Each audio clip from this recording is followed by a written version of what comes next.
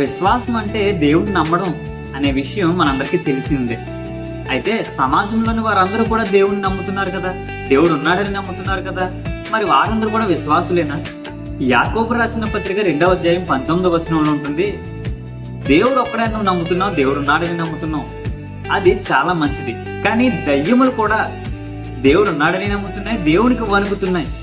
మరి అవి కూడా విశ్వాసులేనా? నేను నిన్ను అడిగే ప్రశ్న ఏంటంటే, దయ్యములకు నీతిమంతులకు మధ్య ఉన్న వ్యత్యాసం ఏంటి? దయ్యముల విశ్వాసానికి నీతిమంతుల యొక్క విశ్వాసానికి వ్యత్యాసం ఏంటి?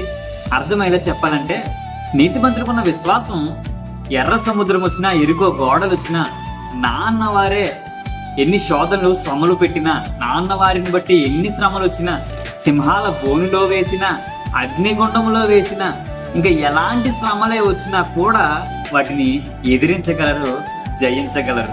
సమాజంలోని వారైతే శోధనలకి శ్రమలకి భయపడిపోతూ ఎలా ఎదిరించాలో తెలియక వాటిలో సోలిపోతూ ఉంటారు, పడిపోతూ ఉంటారు. ఇంకా బలంగా చెప్పాలంటే గనక నీతిమంతులకున్న ధైర్యం ఏంటంటే, ఎలాంటి పరిస్థితి వచ్చినా కూడా నా దేవుడు నాకున్నాడు, నా దేవుడు నన్ను రక్షిస్తాడు, నా దేవుడు నన్ను విడిపిస్తాడు, ఎలాంటి ఆపద వచ్చినా కూడా నాకు తోడుగా నా దేవుడు ఉన్నాడు అనే నమ్మకం, అనే విశ్వాసం మాత్రం నీతిమంతులకు ఉంటుంది.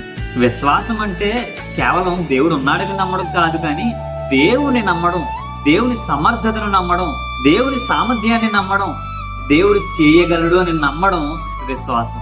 నీ జీవితాన్ని కూడా ఒకసారి పరీక్షించుకో.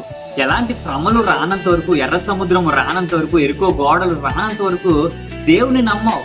కానీ ఇశ్రాయేలీయులు ఏ విధంగా ఎర్ర సముద్రం వచ్చినప్పుడు, అరణ్యం వచ్చినప్పుడు, ఆకలి దప్పికలు వారికి వచ్చినప్పుడు దేవుడు చేయగలడు అనే మనసును విడిచిపెట్టి, విశ్వాసాన్ని విడిచిపెట్టి దేవుని నుండి తొలగిపోయారు, దేవుని దూషించే వారిగా వారు ఉన్నారు.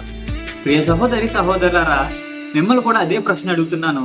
నీ జీవితంలో శ్రమలు వచ్చినప్పుడు, శోధనలు వచ్చినప్పుడు, ఎర్ర సముద్రం వచ్చినప్పుడు దేవుని యందు విశ్వాసం ఉంచగలుగుతున్నావా? నీ ప్రతి పరిస్థితి నుండి కూడా దేవుడు విడిపించగలడు అని దేవుని నమ్ముతున్నావా? లేక పేతురులాగా నువ్వు కూడా పడిపోయే స్థితిలో ఉంటున్నావా? ఆవగించంత విశ్వాసం ఉన్నా చాలని దేవుడు మాట్లాడుతున్నాడు కదా.